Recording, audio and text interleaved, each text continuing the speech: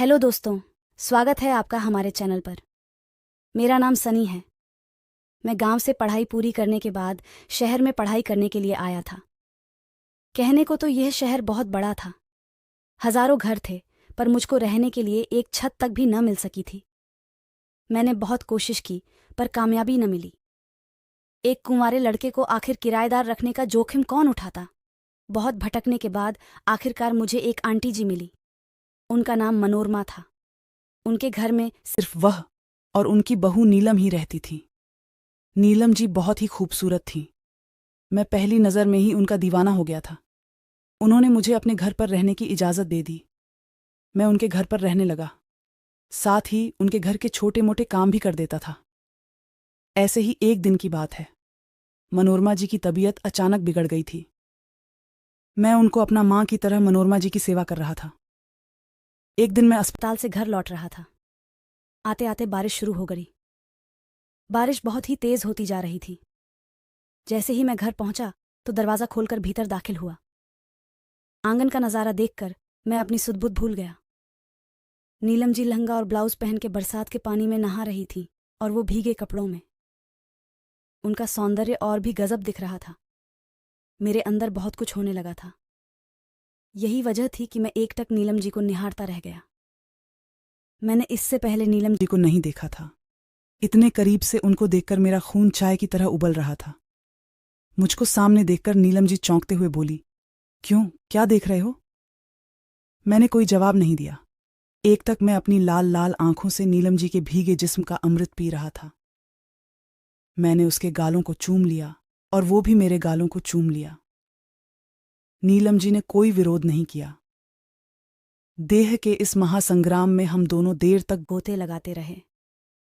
फिर जब अलग हुए तो हम दोनों शर्म से एक दूसरे से नजरें तक नहीं मिला पा रहे थे और अपने अपने कमरे में चले गए। फिर मैंने कुछ देर के लिए सोचने लगा, मैंने यह क्या कर दिया। जिस औरत ने मुझे बेटा समझकर अपने घर में रखा, उसी घर की बहू के जिस्म पर मैंने डाका डाल दिया। मैं अपने ही सवालों से बहुत ज्यादा उलझ गया। मैंने बहुत ही गलत काम कर दिया था। फिर मैंने सोचा कि नीलम जी खुद ही मेरी बाहों में आकर समा गई थीं, तो मैं क्या करता। देह सुख के उफान के आगे अच्छे बुरे का सवाल ही कहाँ रह जाता है। मैंने मानो अपना पक्ष रखा। उधर नीलम जी अभी भी सामान्य नहीं हो पाई थी। आज एक अनजान पुरुष के स्पर्श से उन्हें अकल्पनीय सुख की प्राप्ति हुई थी। ऐसा आनंद तो उसे आज तक उसका कारोबारी पति भी नहीं दे पाया था। फिर उन्होंने चाय बनाई और ट्रे में रखकर मुझको देने चली आई। मैं सोने की तैयारी कर रहा था। नीलम जी को सामने खड़ा पाकर मैं हड़बड़ा और डर गया। वह बोली, लो चाय पी लो। पानी में इतनी देर भीगने के बाद चाय पीना ठीक रहता है। मैंने कुछ भी नहीं कहा। फिर नीलम जी ने कप आगे बढ़ाते हुए मुस्कुराकर देखा। सचमुच चाय अच्छी बनी थी। रात के खाने में नीलम जी ने मेरी मनपसंद सब्जी बनाई थी। न जाने कैसे नीलम जी को मेरी पसंद नापसंद सब्जी का पता चल गया था। यहां तक कि दाल सब्जी मिठाई में मुझे क्या क्या पसंद है, उसकी बाकायदा लिस्ट नीलम जी ने बना रखी थी। एक रात वह दूध का गिलास मेरे लिए लाई। मैंने तुरंत दूध उठा लिया। यह देखकर नीलम जी जोर से हंस पड़ी। उनकी सुरीली हंसी कानों में जैसे मिश्री घोल रही थी। पारदर्शी गाउन में नीलम जी किसी अप्सरा जैसी नजर आ रही थी। गिलास मेज पर रखकर वह भी पलंग पर बैठ गई और अपने हाथों से मेरे बालों को सहलाने लगी थी। मैं इतना भोला नहीं था जो किसी स्त्री के मनोभावों को न समझ पाता। मैं अब पूरा समझ गया कि नीलम जी को क्या चाहिए। उस रात हम दोनों ने एक साथ एक ही कमरे में रहे। पूरे घर में हम दोनों अकेले और रात की तन्हाई का सहारा था। अगले दिन मनोरमा आंटी अस्पताल से स्वस्थ होकर घर लौट आई।